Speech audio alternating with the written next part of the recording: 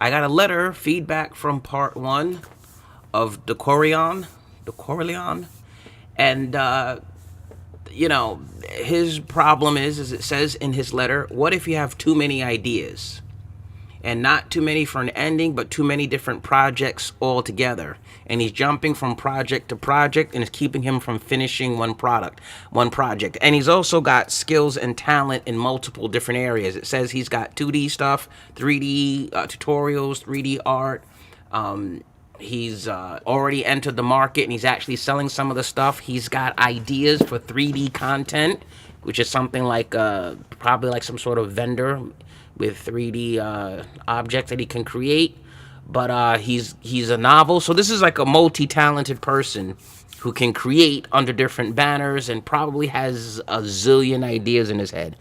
In the background is little excerpts from my course where I'm playing around with different products and doing a webinar course on kit bashing and more.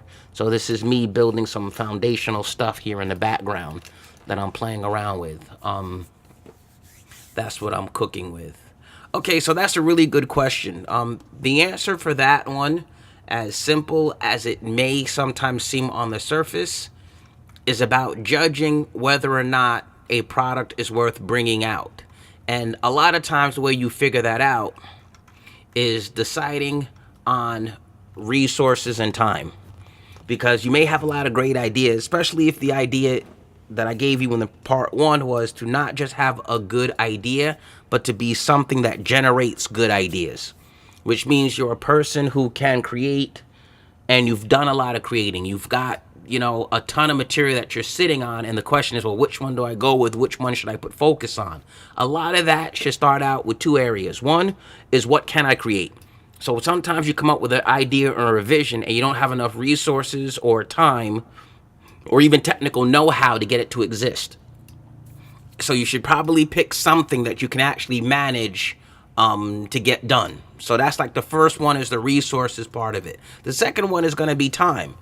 Do you have enough time? When you make a scope of a project, should your first release or first thing be a 7-volume section of novels that comes out? Probably not. Right? You should probably work on short stories to build up your ideas, get your craft going. And there is a depression that kicks in about this when you realize there won't be time to create everything that you ever wanted to create in your mind. That you're always going to have a catalog of things you haven't been able to get to. But when deciding which one to go with, if it boils down to like 2 or 3 and you're agonizing over it, then that decision probably isn't that important, because one or number 2 or number 3 probably aren't so far apart that you wouldn't get success with any of them from just a creative standpoint. So really, you're looking at your resources and your time of what you can create first. The second one becomes a goal-orientated approach where you begin to look at, where do you want to arrive at?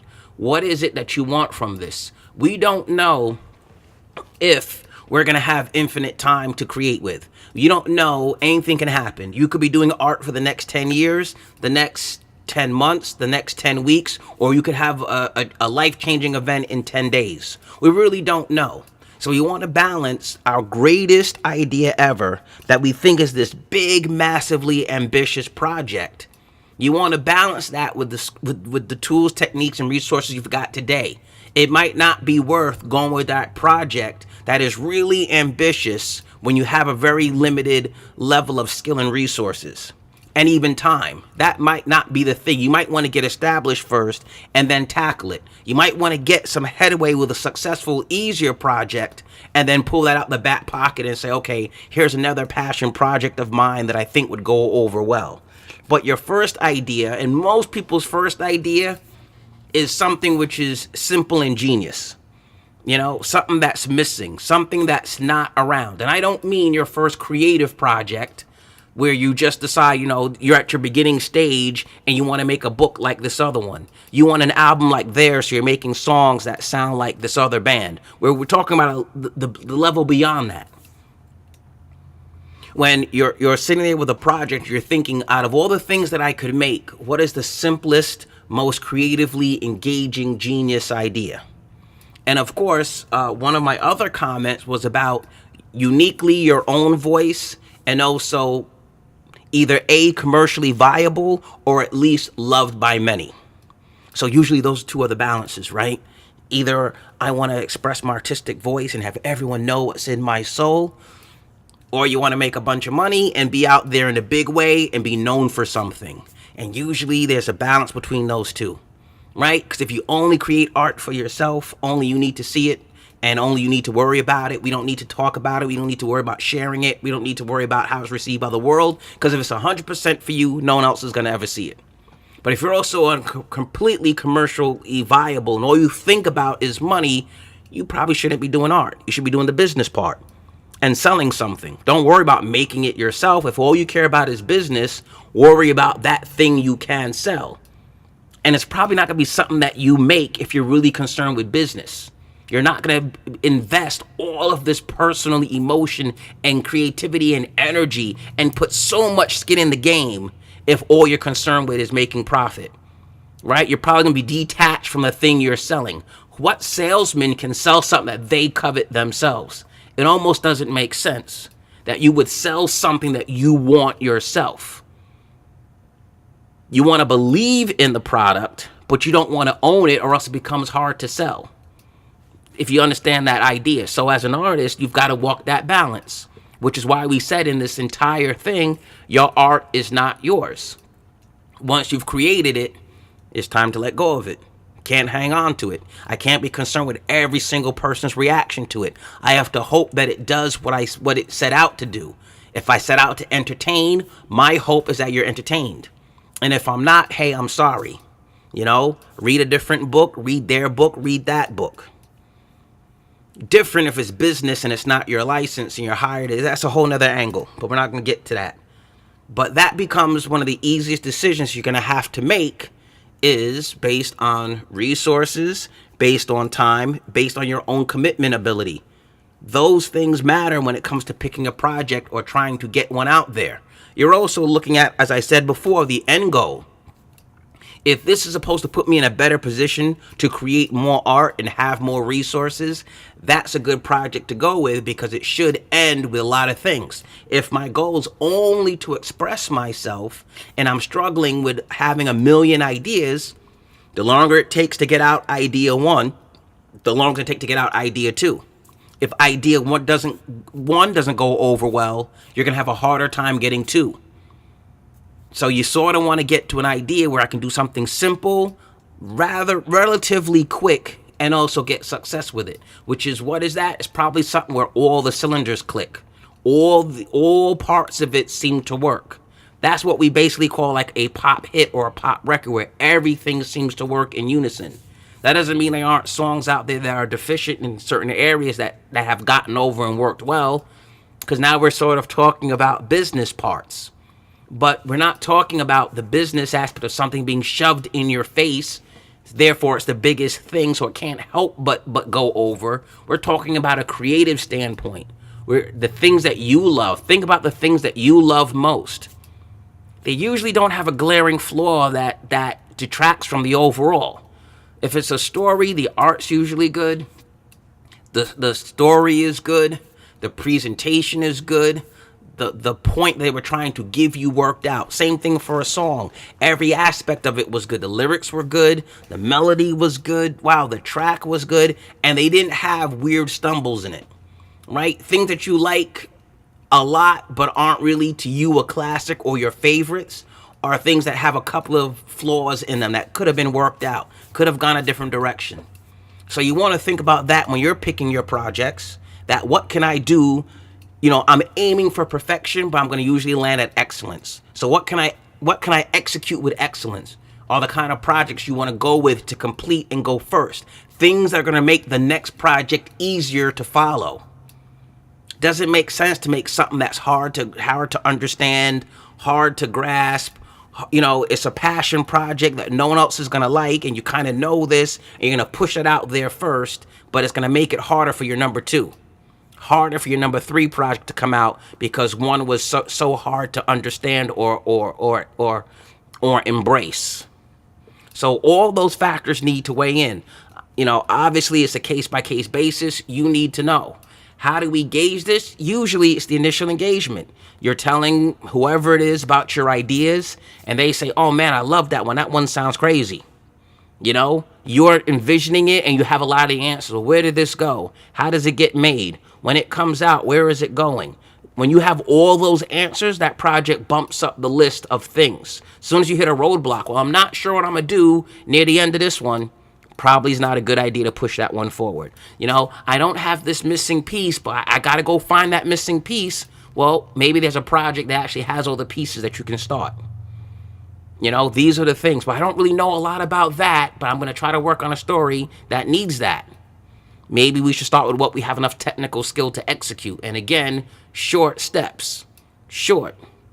Make something small with a sense of accomplishment you can learn from. We talked about creating a baseline. Some of the hurdles of getting out of your own way is being unwilling to create a baseline. Everyone fantasizes in their mind that they're going to be this great artist, this great virtuoso, this great, and your ideas are incredible. Well, the real baseline is what you can execute. It's good to have a concept in your head and have a fantasy of what you're going to be. Then there's a reality of what you can execute. And this is not fan-based stuff, because fans can demand anything. Fans can demand the highest levels because they really don't know what it takes to make something. They just know the end result. Fans don't care about your excuse of how difficult something is. All they want is on and off. Do I like it? Do I not like it? It's on you to sort of get it to that high point that they can make those decisions based on art that basically has overcome all the technical challenges. So on a certain level, you know, the fans aren't really going to be the greatest source for that. You're going to have to know internally, well, which idea is it? We didn't talk about motivation as one of the hurdles to getting started. And I actually dumped this out one of my previous notes, but I'm usually talking about people who want to complete a project. And if you don't know if you want to do art or not, this really isn't my heaviest concern, because that's like a motivation thing. That's a discipline thing. A person who doesn't know if they want to be an artist, doesn't know if they want to be a musician. You know, for the most part, there's so many things that are completed and out here. There's so many good pieces of art, so many good songs, so many good bits of work, that to really force or push someone to create something that they're not really interested in doing doesn't seem to make a whole lot of sense if you're not into this. Why push that person when there's other people who are struggling to keep it going, struggling to get your attention, struggling to finish their project? Why spend time worrying about someone who wants to be at the end but doesn't actually enjoy the process? Find that thing you want to do. Find that thing that drives you, that makes you feel like doing it, that when your mind goes into a mode of being idle, that those things creep up into your head. Not just the desire to do something, but actually doing it with desire. Another part of the letter was marketing. I trimmed this off of another one because I didn't want to get too much into the business of it, but I'll break down a quick thing so we can move on. Sharing and business are two different things. And I call it click to escape and click to engage.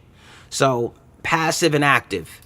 If it requires me as a reader or an audience to be active, to get your stuff, that's sharing it. And that's passive. That is social media stuff. I have to click on a link. I have to engage with you. I got to follow something. I have to leave the site to go to a blog or go watch a YouTube video or whatever it is, you know, follow you on something. That is what I call a passive way of sharing. And that's really sharing is what you're doing. Active business is when I have to engage to get rid of you. You're basically forcing yourself on me, and I've got to be active to avoid you. That's an advertisement, and that's 99.9% of the time going to cost money, because that's part of business. That means I'm doing something and your stuff pops up and I got to click a button to get rid of you. I'm watching something and an ad for your stuff pops up and I got to click something to get out of it. That's active. So a lot of times we're talking about being an artist. Most artists are concerned with the passive sharing part of these equations. And they want to find ways to get the results of an active campaign, like a true business powered, someone spent money advertising campaign, and they want to get those results from doing something passive, like just uploading my art. I want the results of an advertisement. By just telling you, hey, check out my newest song, I want the results as if I put it in rotation somewhere. I want the result of me as an individual person only doing what one person can to somehow equal what a huge crew could do, what several people focused on my project can get done. And a lot of times it's tough to sort of deal with that sensibility of an artist who only cares about art, or they feel more of their art or the quality of their art will handle the business part. And again, we go back to the very beginning, because a lot of times the same person who has trouble motivating themselves will shoot you ideas about that. And they'll tell you and explain to you how someone did it with no effort. And there's this person who did X, Y, Z, and they achieved ultimate success by doing almost nothing. And that will be the course. And one of the things that I said in my comic course is to be careful to avoid the outlier. That one example that goes against the grain, and then banking your whole universe on that. That because this person made it with seemingly these flaws, or seemingly this effort, or seemingly they got lucky, or this guy did it because their art was so good, their music was so good, oh, that guitar solo made them win it.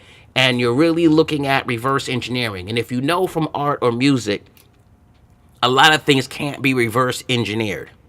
That even when you're doing your art, you will find that there's certain techniques lead to certain results that aren't obvious. And you wouldn't guess that doing this leads to that. When I was playing keyboards and I'm noodling around with the keyboard, I'm playing certain things and I realize, like, oh, that's how they got that sound. Like, I recognize that technique led to that sound. I always thought it was an instrument that did that. I always thought that there was a certain sound that gave me that effect in music. And then you realize it's just a playing technique. It's not obvious that this technique leads to this sound. And a lot of times it could happen in art where, you realize, like, oh my goodness, this thing that I do makes the picture look this way. That's how they did that, or that's how that comes out. And it's not obvious. You can't just look at the picture and go, oh, I know how they did that. It doesn't always work that way. And it's the same way in a lot of times for business. You're not privy to what moves people are making and what people are executing. You don't know what they've done to achieve a certain result. So it's almost impossible to just reverse engineer something by the effect that it has in the world based on looking at it. You can't just say, well, this series had these 5 things, that's why it's successful. We don't know what happened beyond that. It's not always easy to reverse engineer, so we sort of want to avoid that thing of figuring out, feeling like we figured out how something works in a business sense by just looking at it from a creative level. They're really 2 separate things altogether. So for this question about social media, just remember that social media is passive. You're only sharing your stuff, and you're basically asking someone to get involved with your art or your creative desire. And in most cases, you have to give them way more than you get back. Way more. You're going to prepare hours and hours and hours of your life to get a momentary click like, to get a quick little comment. Oh, hey, I like that. And when you think about the return for a lot of this, it's an incredible thought process that you're going to put this much work in for such little feedback and engagement in the end. That's why so much of being an artist has to be about enjoying it, has to be you being driven, which is, again, when you understand how long you're going to have to go without proper feedback and compensation, it becomes difficult to feel like you've got to keep motivating someone who just isn't into it that much. When you realize how difficult the road is going to be, how troubling many aspects will be, and how much you're going to have to just really persevere. How many times you're going to be told no and have to keep going. How many times you're going to have to fail, get up, and keep going. How many times you're going to have to redo something to make it better. And now to imagine that you're going to go against all that as a decision that you made to be an artist, and then worry about anything that really doesn't pull that excellence out of you. It almost seems crazy to worry about someone who isn't interested in creating art and worrying about their decisions, their opinions, their stance about art.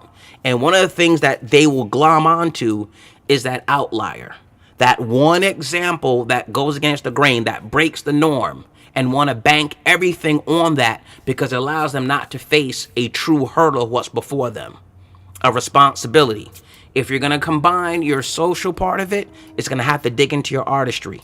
If you're going to wear both hats, you've got to do the art and the business. Not very easy because they're sometimes unrelated. Your passion for your art makes it sometimes difficult to sell. Makes it sometimes difficult to handle that, right?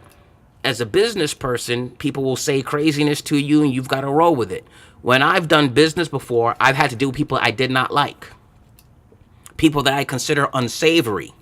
But because I'm doing business, it's about the end result, not a personality contest. And obviously we're not going to lose, completely drop our morals and just do something, anything for the dollar. But there are times when what you envision to be right and wrong and what you think every person on the planet should be doing, you're not a god and you don't have infinite insight to the motivations of other people. And everyone isn't you. And in many instances, you don't have to have everyone think like you to achieve a goal. You don't need to have every person have your background and upbringing in order to achieve a goal. And if the goal is to spread your message or share your art or expand your resources, it really can't be down to this personal thing where everyone has to be a clone of you. Now, we're straying a little bit, but one of the things that gets in our way is only dealing with like-minded people, where everyone has to think and agree with every opinion I've got in order to help me or to be useful in this goal of whatever it's going to be. And that sometimes does get in our own way because we feel like we must be masters of everything. And that could be a difficult thing to sort of deal with. And for the non-artists that might have tuned in or thought this was interesting to think about, you'll understand what it is to tell someone or give someone advice and they really don't want to hear it. What's the truth about most of us, right? You've given advice to people and they seem to just never take it because they have their own idea in their head of how things should go. We discussed that in part one, which was pre-planning and not wanting to learn from people. But as a creative artist, as an artist who's dug in, there are parts and things you don't know about. You're not a reader, you're an artist. So sometimes when you speak to readers or those that digest your material, they actually know more than you about the material because they consume it from different places and they consume a lot more of it. I'm not going into the history of the art form because you may know that. They may have just started consuming it. But they kind of do know what they like and don't like. So there's really no point in being an artist and arguing with a critic. There's no point in being an artist and arguing with your readers or fans. Or just fans of the medium. It doesn't really make sense to engage them as if you're a fan when you're creative. You're not a fan. But what you can learn from a fan is how they absorb media, where they get it from, what platforms, how they want your stuff presented to them. How they want to receive it is pretty much the basis of your marketing plan. If they say, hey, I want it in this format, it's hard to whatever. It's not really enough to make arguments or excuses. They're telling you how they want it. And a lot of times they know more about that and they're really the ones that should be guiding your social media campaign. And I know it sounds crazy to say that, but people have answers for that because they consume it. And if they're telling you, hey, you're presenting material in the wrong way, hey, this is what everyone else is doing, hey, the most popular stuff goes this way, again, you're a master at being creative, not really a master of social media, not really a master of marketing. Let people who have that full understanding and attention deal with it. And that will allow you to get back to doing what you probably do best, which is the art part, the creative part. Obviously, I'm saying get people you trust and don't just, delegate to any person that comes along. Yeah, I mean, did I have to say that? But you get the idea of what goes there. It's just a split to have to worry about creating the art and then pitching it and then sharing it. And then beyond sharing it, doing business behind it. And dealing with people that, you may not really have a whole lot in common with, that think about things differently than you do. And again, if the goal is to have your art shared across the world, there may be some aspects of it, like we said, the art is not yours. Release it in some context because it's not yours anymore. Put it out there and let the world digest it. All right. I want to wrap this up. Did I discuss the depression thing? I think so. He asked me if I had any other ideas about the too many ideas. So I sort of feel like I gave enough on how to pick which idea you should roll with, and I'm pretty content with my look at that. The other one is going to be, what was that going to be? Picking out the idea, having too much. We went over writing them down and cataloging them and picking out which would be the best idea to roll with. I did mention that you might not have all the time in the world, so you might want to also, go by which idea do you want to really take that credit for, which is the most important idea to yourself. Not so much the super personal one that if you were quote unquote, able to control the world, the whole world would key into this one idea, but which one can come out and sort of open the doors for other ones. What I would say is that split for social media is a little bit difficult to sort of understand. What I would say is build a schedule and get used to doing things on a certain routine, social media wise, and then stick to that routine of whatever it's going to be. And also, among all the platforms, pick the one that you find easiest and most engaging so that you're not on 19 of them. It's better to pound one with a lot of content and interest and build one up heavily than be dispersed among 19 different ones. The same thing for creative ideas. If you're working on 19 different ideas at once, you're not going to really get a sense of accomplishment if they're all just moving little bits and pieces forward. It's better to get one idea super strong and fully execute it and out there and going, and then now reevaluate it, look it over, and then pick your number 2 idea and roll with that in 1 second. But you do need a baseline to go from, a realistic baseline of what you can do, which is, the very beginning to get started. Start somewhere. And I've said before that you don't need to be heavily sharing and marketing the first thing you create. I know that's like everyone wants to run to the internet with the first page you ever created, but you don't have to. And there's places, there's a lot of artists that are taking advantage in groups, that you join a group that has an interest in whatever that you're doing and you're getting a ton of feedback and you're honing your skills. In my case, I was rather fortunate. My first comic, and I'm not going to put this out there yet. Let us just say I shared my comic with a professional, and this will come up later in the future at some point, and my book was heavily critiqued, and I just made changes to it. So the first issue came out, I thought it was ready.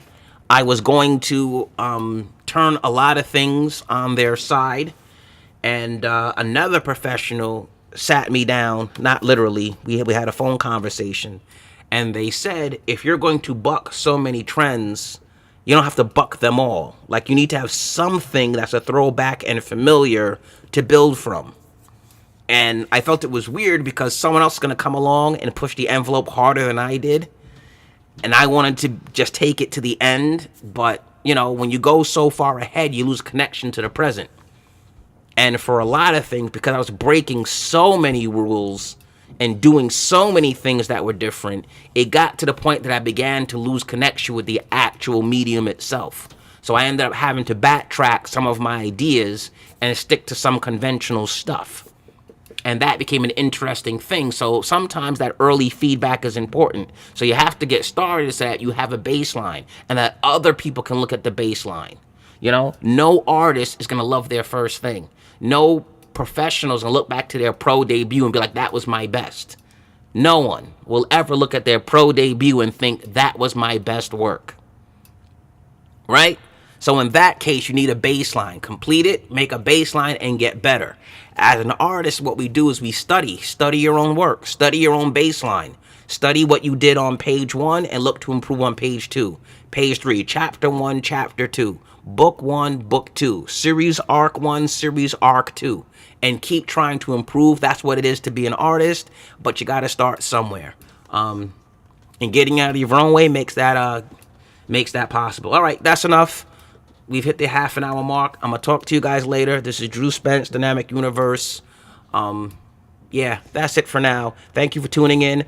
I know YouTube did a crazy thing with the subscription and the notifications. So if you could, and you're going to subscribe to the video, you got to turn on notifications so that you get the message that I put another video up. Or else you're going to show up like in a couple of weeks and be like, wow, he did 30 videos. I didn't know about it. Whatever. Be good. I will see you guys later. And Drew Spence, Dynamic Universe. Peace out.